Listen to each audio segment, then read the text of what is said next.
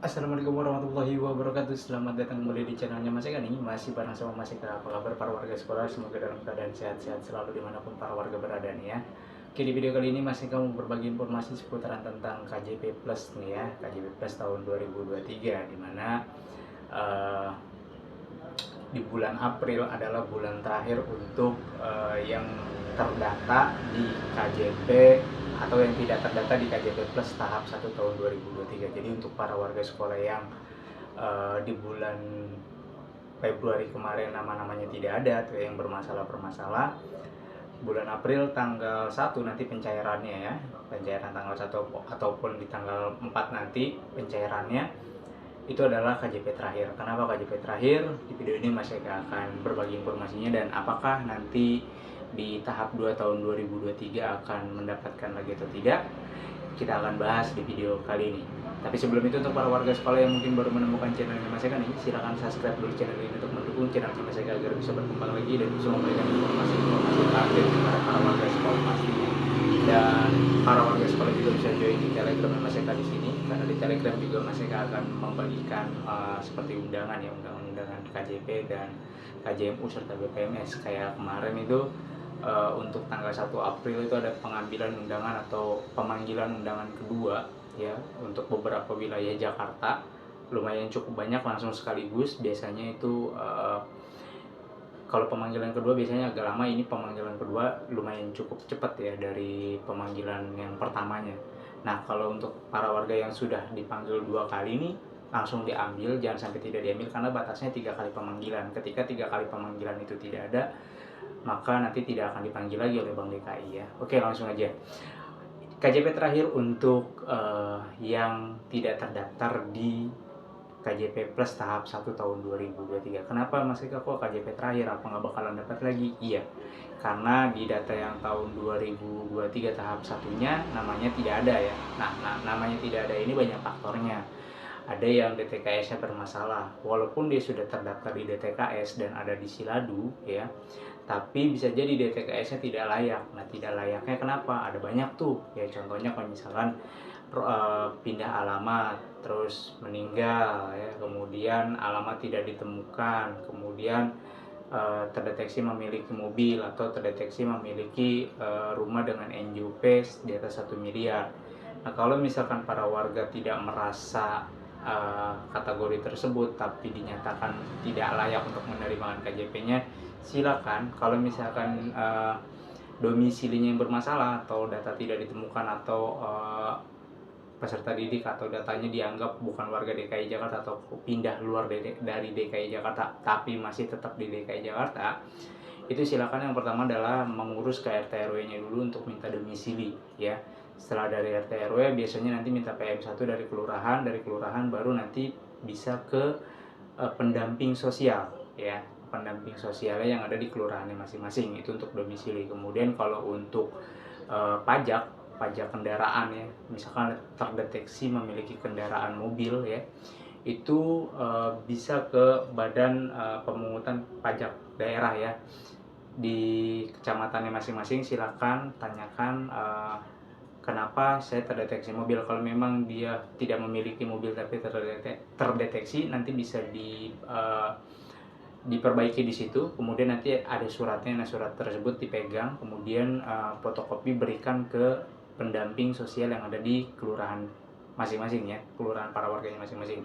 Terus ada juga yang memiliki rumah di atas NJOP, nah sama rumah juga ke pajak juga, konfirmasi ke sana, kemudian nanti keluar surat keterangannya, berikan juga fotokopiannya ke pendamping sosial. Kalau semua itu sudah dilakukan ya, mudah-mudahan nanti di tahap keduanya bisa dapat lagi. Tapi kalau misalkan tidak dilakukan, maka ini adalah KJP terakhirnya untuk menerima ya, karena pasti nanti DTKS-nya tuh untuk yang di tahap 2 tahun 2023 pasti akan bermasalah lagi juga gitu kan, karena belum diperbaiki yang dari sekarang. Tapi kalau misalkan sekarang sudah diperbaiki, insya Allah nanti di tahap 2 tahun 2023 ketika di pengumuman lagi ya, di bulan September lah, nanti Agustus September kira-kira. Nah, itu kalau misalkan ada pengumuman lagi maka nanti dapat KJP-nya lagi. Tapi kalau tidak ya nggak dapat. Nah, sementara untuk yang tahap 1 ini dia akan mulai pencairannya itu dimulai tanggal 1 Mei nanti kemungkinan, ya mudah-mudahan sih di awal-awal Mei ya. Di bulan Mei, 6 bulan ke depan, Mei, Juni, Juli, Agustus, September, dan Oktober itu fix tidak akan daftar lagi untuk teman-teman yang kemarin tuh yang sampai dengan bulan April nanti ya. Bulan April antara tanggal 4 mudah-mudahan sudah cair ya, karena tanggal 1 besok jatuhnya di Sabtu dan Minggu ya kalau tidak salah. Di tanggal 3 atau di tanggal 4 nanti baru bisa dicairkan di hari Seninnya, mudah-mudahan serentak semua cair. Nah itu adalah KJP terakhir untuk para warga sekolah yang kemarin di tahap 1 tahun 2023-nya itu tidak lagi terdaftar. Jika ingin terdaftar lagi ya perbaiki dulu kesalahan-kesalahan yang kalau misalkan dia bermasalah di DTKS dulu dibenerin. Tapi kalau misalkan kesalahan karena tidak dilakukan proses mutasi, kebanyakan ini yang alih jenjang ya, tidak dia lakukan proses mutasi oleh sekolah saat ini, ya mudah-mudahan nanti di tahap 2 bisa diproses mutasinya sehingga bisa masuk lagi. Yang jelas untuk di tahap 1 tahun 2023 ini yang nanti pencairannya di bulan Mei ya, itu kalau di bulan Februari kemarin sudah tidak terdaftar ya, tidak terdaftar atau tidak ada namanya di tahun 2023 tahap satunya, ya udah itu ini adalah KJP terakhirnya di bulan April ya, sebelum Lebaran, hitung-hitung THR itu ya untuk warga yang memang sudah tidak terdaftar lagi. Dan kalau mau daftar lagi ya harus terpenuhi dulu syaratnya gitu ya.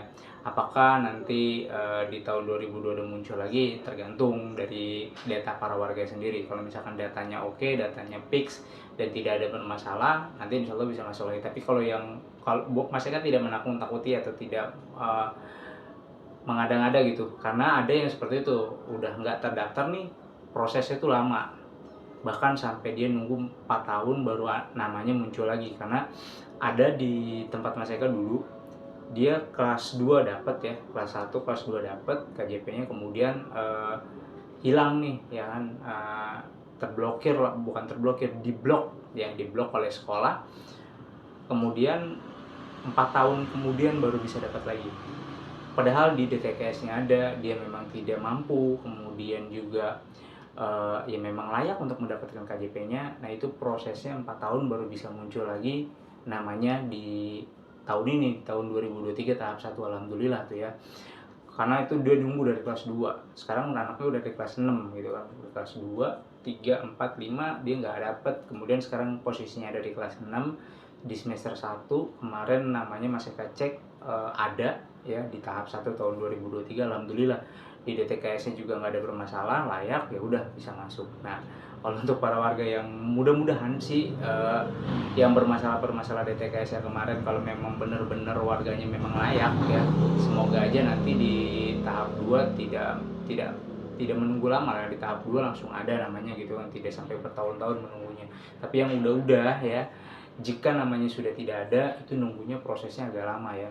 Yang bahkan yang daftar kemarin aja tuh yang kelas 1 ya, yang kelas 1 baru bisa nerima buku tabungannya di kelas 2 atau di kelas 2 atau di kelas 3 awal gitu kan, di kelas 2 akhir atau di kelas 3 awal. Itu jaraknya memang agak lama. Makanya nanti kalau misalkan para warga yang memang sudah tidak dapat lagi di tahap 1 tahun 2023 ini, ya bersabar, mudah-mudahan nanti yang di tahap 2 tahun 2023 muncul. Kalaupun di tahap 2 tahun 2023 nya tidak muncul, ya ditunggu lagi di tahap berikutnya dan di tahun berikutnya ya. Yang penting datanya itu benar-benar valid, datanya itu tidak ada yang keliru, tidak ada yang salah, dan datanya memang benar-benar real, kemudian memenuhi persyaratannya, insya Allah aman. Dan jika tidak ada catatan-catatan apapun, tidak terblokir karena apapun itu aman ya. Nah permasalahannya adalah banyak nih, kemarin juga banyak berita laporan tawuran, kemudian apalagi ini udah mulai lagi nih ya, ini udah cukup lumayan banyak Mas Eka cek di Instagramnya Kapolsek, Polres gitu ya, itu kayak di Taman Sari ya, kemudian Tambora kemarin itu ada beberapa anak-anak yang